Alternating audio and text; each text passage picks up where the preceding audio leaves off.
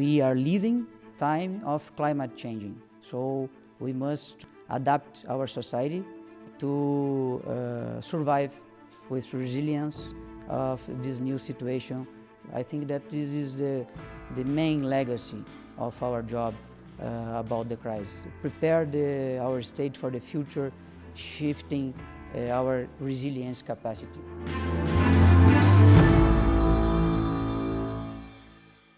Welcome back, everyone, to another episode of the Digital Government Podcast with your usual host, Federico Plantera. I'm a journalist, a sociologist, and researcher. Today, addressing a topic at the intersection between digital governance, digital policy, and crisis response, but on the specific theme of the climate emergency. We're going to do so with a guest from Brazil because the southernmost state of Brazil, Rio Grande do Sul, in May 2024, has faced one of the greatest governance challenges in decades because flooding, catastrophic flooding, displaced communities, overwhelmed infrastructure, but digital tools helped respond to that and manage the crisis well. We're going to talk about that today with Gabriel Souza, who's the Vice Governor of the state of Rio Grande do Sul. Gabriel, welcome to the podcast. Thank you very much. Thank you, Federico, for having me here. Be my guest to make questions. Perfect. Let's get right into that. But right into that with a bit of a helicopter view first, like the big picture.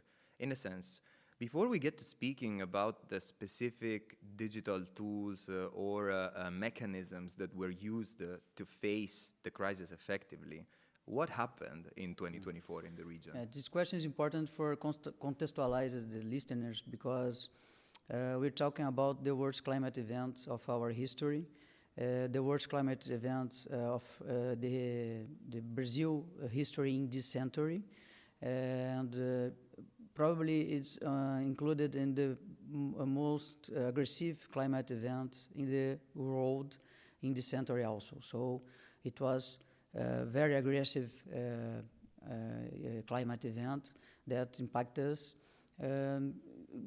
Briefly, in few days, we had heavy rains, so higher than the average for the period, that impacted the Rio Grande do Sul state in many regions. And this caused flash floods and landsliding, mainly flash floods and landsliding.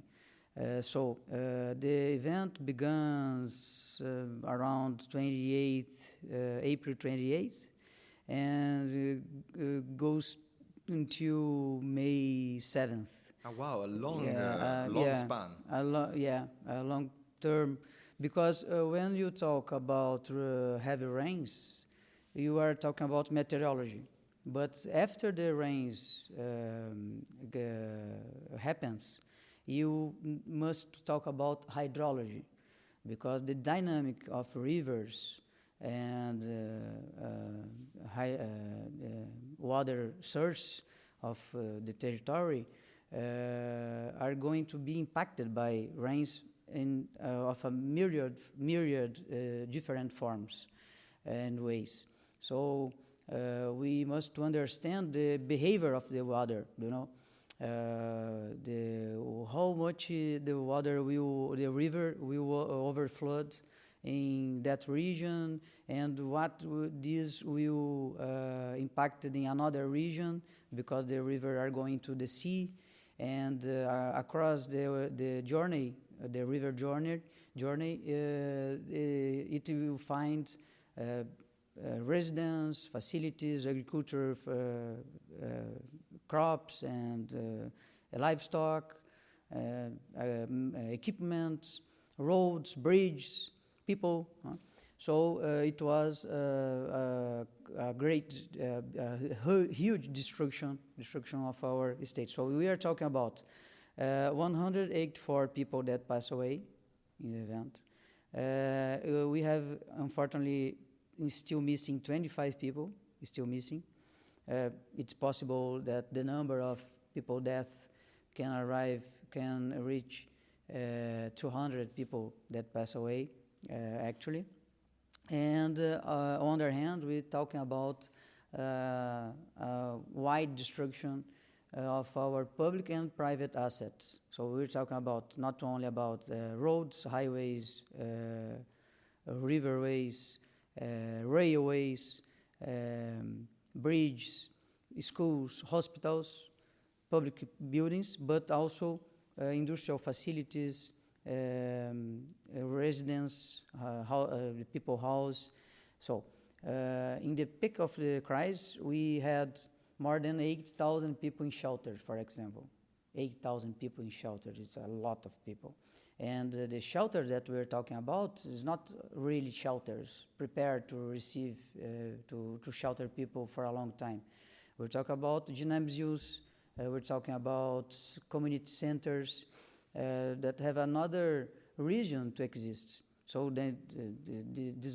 those locals don't have bathrooms, enough kitchens prepared to receive and shelter with dignity the huge people that were needing in that time. So actually it was a big challenge, and the GDP was impacted around 11%, you know.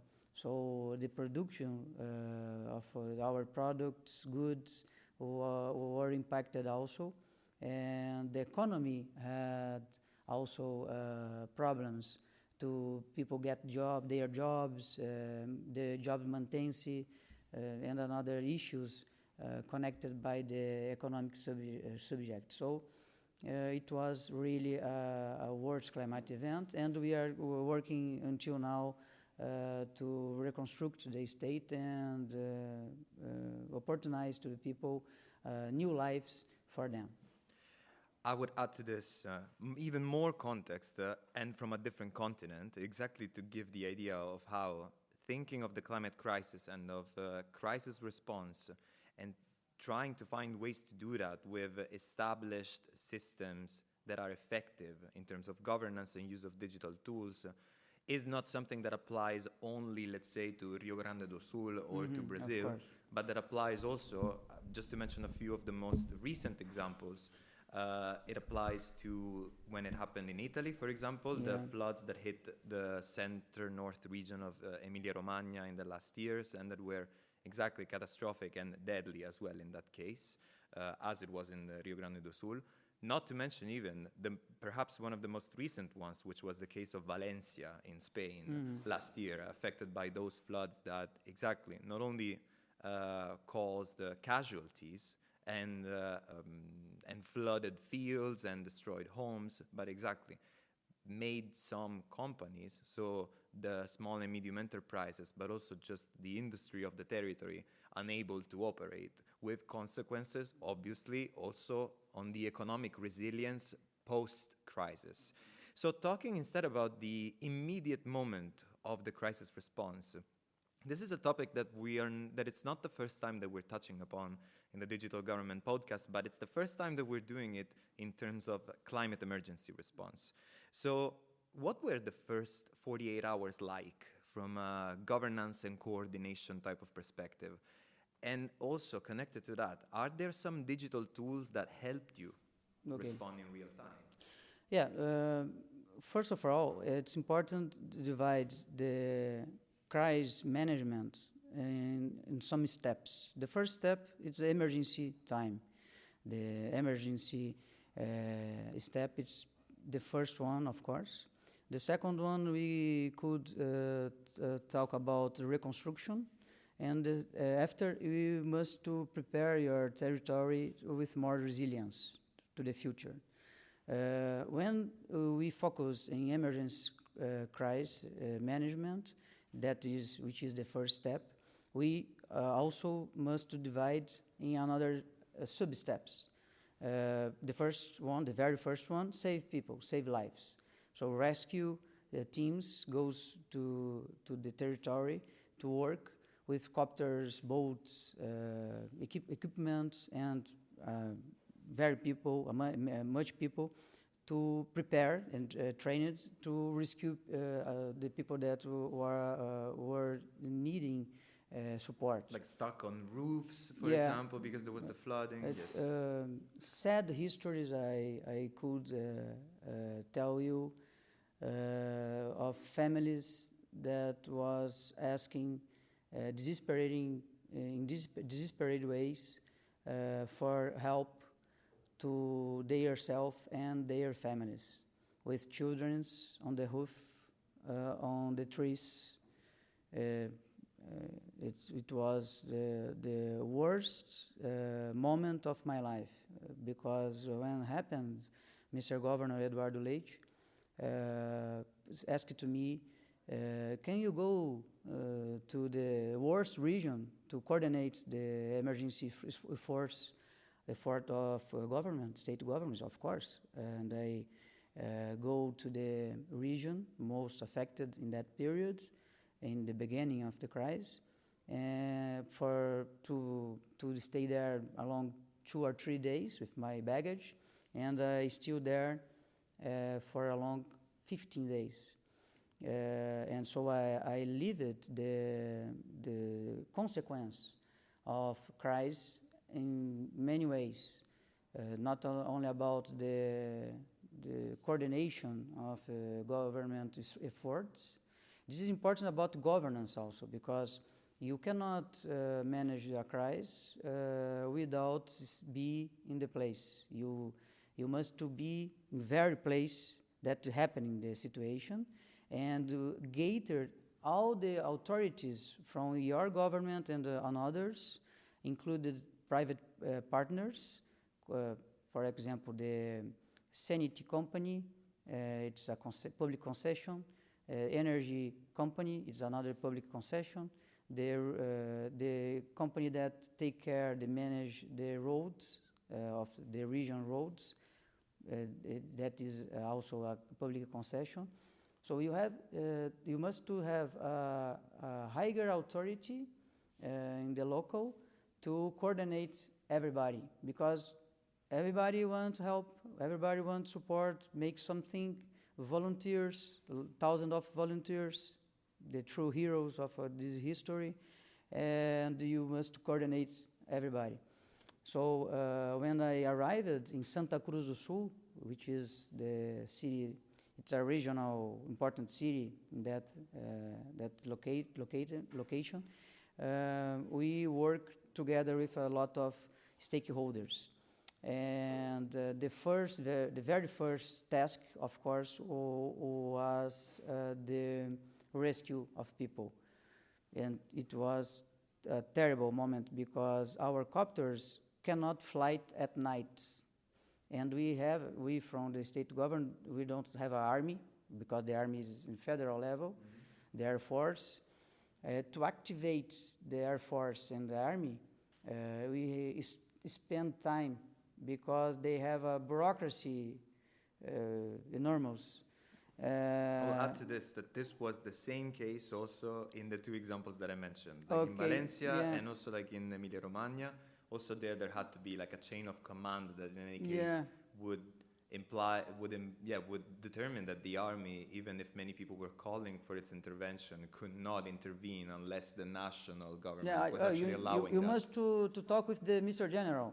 Yes. And I heard the same issue, the same challenge in the United States, in Florida. Okay. Because I visit Florida and Georgia, which is the local that have the headquarters of the North American Emergency Center.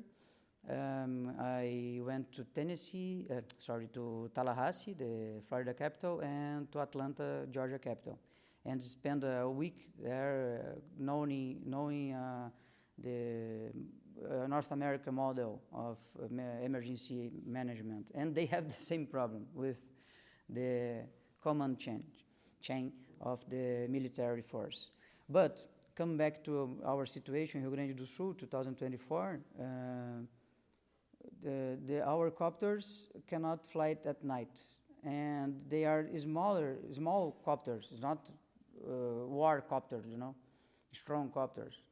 And it was a difficult to us to rescue some people in some situations, and the pain cannot help and support people. It was worse, because the worst part of the situation that I lived, because of course you wanna help and support and save everybody, and sometimes it's impossible because the equipment don't have the condition to flight, for example.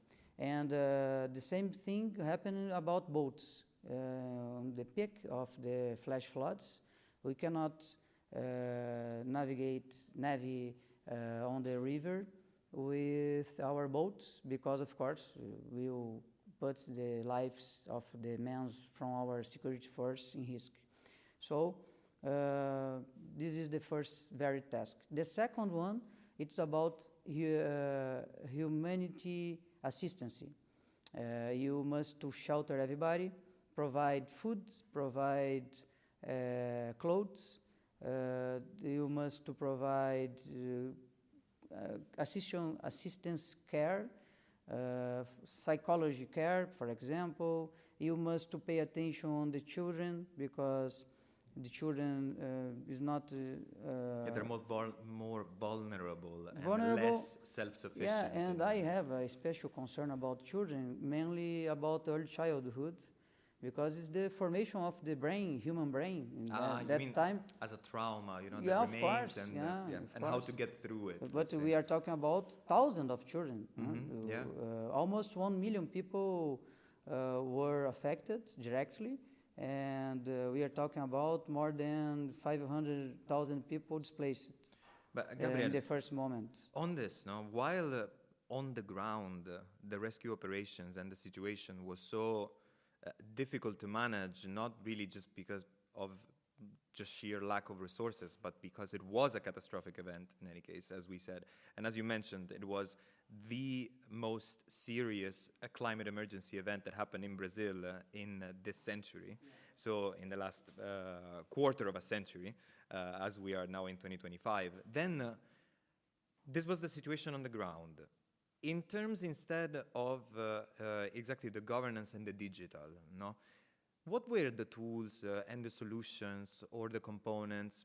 Maybe it was data, maybe it was coordination, maybe it was interoperability, maybe it was, like a crisis response hotline. What was that helped you counter the crisis, that on the ground had such a serious situation, but that in any case was calling for a response from the side of the government, using tools that maybe either you already had or were developing or deploying in that moment to face the crisis specifically? I could give to you a myriad of examples, and we must need 10, 2 hours 10 episodes, a full season to give the huge examples. Indeed, I'm going to talk about one of these examples in my presentation here, in my keynote here in e-govern conference. But briefly, I will give to you some examples. The first one, it's about the logistics, because all the country, and included sometimes foreign people, support us donating goods. For example, some person in their home take some food products and hygiene products, beauty products, and put in a bag and carry into the community center of your town, where they are gathering all the donations for Rio Grande do Sul. After a truck carry all donations, the bag from that person that I told you, and others, until Rio Grande do Sul. When they are going to us, someone asks, where can I leave those goods? We must organize a distribution center, but only one distribution center is not enough to the all donations that we receive from the solidarity from the people, Brazilian people and in other countries. We organized by the state government 8 distribution centers, and we did the larger logistic operation in our history, because we must organize all the trucks that were arriving until us, and all the trucks that we must organize to distribute the donations to the people. Well, I ask for help to the transportation and logistics sector, private sector of our state, and fortunately they help us and support us with their knowledge, and we create a system with technology and innovation quickly in large speed, in high speed, to organize all of this, to contract drivers. The volunteers, they were thousands, mainly in the first days. After, of course, people come back to their lives, to their jobs, schools, etc., and the life continues. But in the first days, we receive support from thousands of volunteers. But each day, the volunteers changed, because the same people that goes today, tomorrow the person cannot. For example, because it's volunteering. Yeah, the volunteers. Yeah, first of all, they are volunteers. They don't have the duty to. It's not a daily job. No, exactly. It's not their job, and they have their jobs and their family, and in some cases they were affected also. So we must organize the volunteers. So we create a check-in system when you candidate to be volunteer in a distribution center, for example, of the state government, and you make your check-in in the system, because we need to know how many people, volunteers people, came in the next day to organize, to know if we need more people, or in some days we said it's enough. We don't need, because more people than the necessary in place sometimes create problems. Exactly. Yeah. This is something that I saw also in the case of Valencia. This is what I was thinking of now that you were mentioning it, which is exactly that at some point people who were handling the crisis response to the floods in Valencia were answering also to all this wish from people to volunteer and to donate, because maybe they did not have the structure, logistically speaking, to manage the donations. And so it was like products that maybe were just not going to arrive to the people who actually needed them, and were just like staying in a warehouse. Or maybe volunteers who wanted to go there with their own cars, but without an organization system for that check-in and check-out, let's say, of the volunteers for a certain day, and understanding who do you have where, then was causing people who wanted to go there to help, but also at the same time putting themselves in a situation of risk or of being stuck in the flood somewhere, exactly because there was no coordination. Yeah, we must have coordination and organization, because, for example, another example, we receive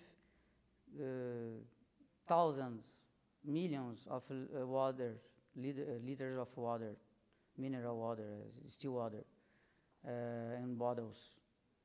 We don't need that, for example, water. Then more we receive it until a period, and we continue receiving, because people want to help and support, and water is an easy way to send donations. So we create a website, and every day we actualize it with information. So we are needing now soap, for example. We are needing now rice. We are needing now jackets. But we are not needing socks. We are not needing pants. We are not needing T-shirts. We are not needing, for example,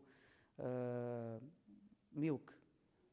And it was a try to explain, to show the people that want to help what the other people were needing actually. And well, it's work sometimes, and other times don't work, because in the confusion and the crisis, the peak of crisis, people don't read websites, but we communicate a lot in the press, radios, TV shows, newspapers, websites, and from our social media, etc., and take better the situation with this action.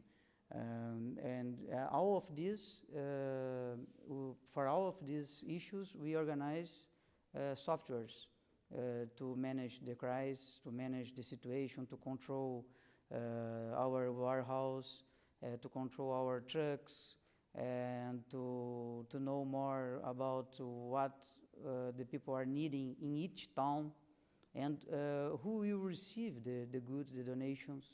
It was a problem also.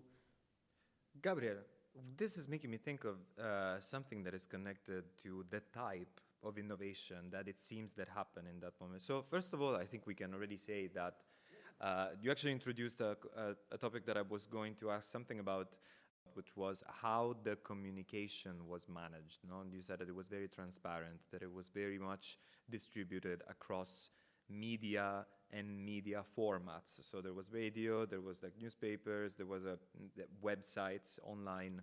So this is already like something that actually you answered that I was going to ask. And you must to struggle against fake news also. Of course. There's a myriad of fake news. Of so course. We create a communication center to tackle fake news, only to tackle fake news. Very nice, very interesting, because that's instead something that I saw, I almost forgot about it, but I saw it happen also like in the cases of like Italy and Spain, of the floods there, and exactly the misinformation and like the fake news. And so amazing that actually you had like a sort of task force, like delegated with, in charge of doing that. But it seems that from the innovation that you had in the region, in order to counter the crisis. And actually, just because of a matter of time, I think that this is the last thing that I will ask you. But you were right. Otherwise, we would have to definitely stay here. Yeah, season. The season of Rio Grande do Sul. Yeah, of course. So one thing that I would like to ask you is, it seems that a lot of the innovation that happened and the digital solutions that you used, or that you used to counter the crisis, were sort of like reactive, no? Like you had a need, and then you came together. Yeah, we reacted, coordinating a number of actors that could have helped you in order to react to the emergency, and build some tools and solutions that could help you face that. But then the question that I have at this point, and I think that also our audience would be interested in, is after the moment of crisis, what happens to all of this innovation? Meaning, what sticks, what remains, were those just things created to face that specific emergency? Or are there going to be some tools or maybe even some lessons, let's say, some learnings, the legacy in terms of digital tools and governance that will stay, that will survive the moment of crisis response? Yeah, I heard about the development of humanity when crisis happens. One example of this is about wars. In wartime, the society create solutions and develop a lot of tools that was not exist before the event happened. And the same thing, our war was against the floods, tragedy, the floods, the rains, and to support people that were suffering about this situation. And because this, we really innovate a lot, create a myriad of tools, which are a part of the legacy of the crisis, because we achieve a level of knowledge about what we need to do in that moment that we cannot achieve before the crisis, only about with theoretical discussions and reading books or papers, protocols from another place of the planet. We really live the situation for our own lives. So we get out of that period with a wide package of tools to manage the next crisis, and maybe to share with the world about crisis management. One example I'm going to show for everybody now in a few minutes here in the conference, it's about the unique map of our state. We cross-reference the data between the satellite photos of our state after the cloud passed away, because the cloud were a big problem for our image. But after we reach the image that we needed, and we cross-referencing of the database with the social registration of the country. We have in Brazil a social register of poverty people that we use for a myriad of situations, social assistance mainly, but also we know where the people live, the address of families. And we take the family address and cross-reference with the satellite images, noticing until the water reach and impacted.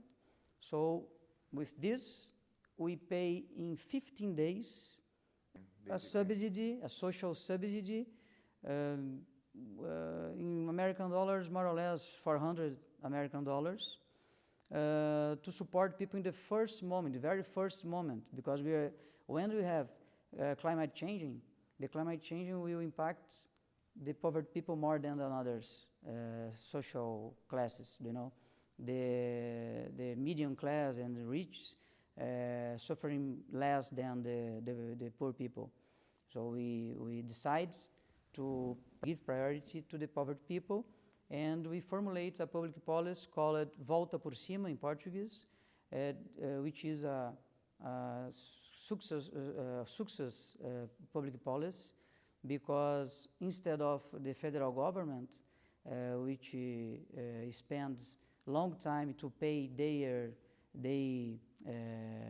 federal subsidy to people, social subsidy, we spend 15 days. And the people even don't request the subsidy for us. Okay. Because this is a very important point when we talk about social public policy in crisis moment.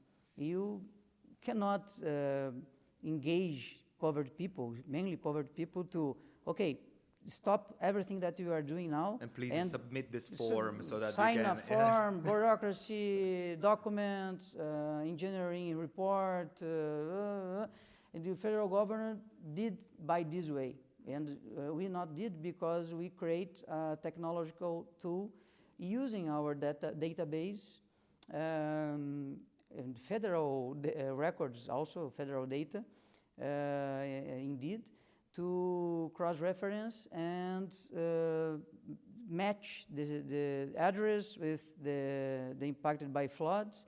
And with this, we support poverty people. With this public policy, we support micro-entrepreneurs. The lady had a beauty center, micro beauty center. It's so small common. businesses. It's so common in neighborhoods in Brazil, in Latin America. Sometimes it was a mechanic. Another time it was painter, constructor, micro entrepreneurs that were working before the floods with their equipment, facilities, and others. And after the floods, they lose everything. So how can we arrive quickly, suddenly in this situation to support people using technology and innovating with using our database and have creativity to understand how we can use what we already have, because of course, let's make a new registration about the people which were impacted by floods. We spend months to finalize the job. We cannot create new bureaucracy. We must create innovative tools and ways to support more faster as possible poverty people and another social sectors. Gabriel, I think this was a perfect example that you gave. Thanks actually for this, because it highlights a few things. Like, one is the fact that there are moments of crisis when you have to come up exactly with solutions that are immediate, that are quick to use, and that are also proactive, let's say, and that you can do that by using digital tools and, point one, by making come together people and actors from different sectors, including the private sector or including the participated companies and agencies that you have mentioned, such as the road, the healthcare, in order to exactly coordinate the response in this way. And then that next to really first response kind of tools, such as, for example, the ones that you've spoken about in terms of organizing the volunteers or organizing the donations, then at the same time, you also actually found a way to look exactly, as you said, at what you had available, such as a wealth of data that were related to population registration, such as people, population management, and then also land, property, and house management, to see then with the satellite images where the flood had arrived and not make the people interact in the first place with the government in order to receive something. Physically. Exactly, not physically, but this was exactly one of those cases of something that is talked about, like I think in the past few years, like 3 years, let's say, also here in Estonia, in terms of proactive governance. But that shows that, in any case, in the instance of the floods in Rio Grande do Sul, the government was proactive in order to go towards the citizens where the citizens are, knowing what the needs were, and also how different people belonging to different social classes are affected differently, either like more or less by the same event. The same thing is happening, the effects are disproportionate across the population. Gabriel, we have to close it here, but thanks a lot for this overview. I really enjoyed getting to know about it. Thank you very much for the opportunity to explain more about our situation that we lived 1 year ago. It's important to say, in the end of the day, we create an ecosystem of tools, technological tools, that when we cross-reference the database, we can improve another public policy for the next steps of the crisis. When, for example, social housing, affordable housing, that is a big challenge after the crisis, because thousands of people lose their homes, their house. So we noticing that when we create the correct tools, using with creativity and innovative ways our database that we already have it, we can go further in our public policy in another dimensions, another layers of the state government, cooperating with the municipalities and federal governor, and supporting people more faster than we can do it before the crisis. So I think that we improved a lot our capacity to be prepared for the future, and we are reconstructing state by a plan called the Rio Grande plan, which have a governance also led by our governor, Mr. Eduardo Leite, which is a plan, a huge plan to reconstruct not only what were destroyed by the floods, on another way also with more resilience, climate resilience, for example, bridges higher than the last edition, etc. But also preparing the state widely for the future with a shift of mindset. We are living a time of climate changing, so we must to adapt our society and our spots to survive with resilience of this new situation that we will live with us for decades. I'm sure about this. So I think that this is the main legacy of our job about the crisis. Prepare our state for the future, shifting our resilience capacity. And with this message, I would say, about crisis resilience and finding opportunities, I would say as well, other than just lessons learned in a moment of crisis. This was it with Gabriel Souza, Vice Governor of the Brazilian state of Rio Grande do Sul.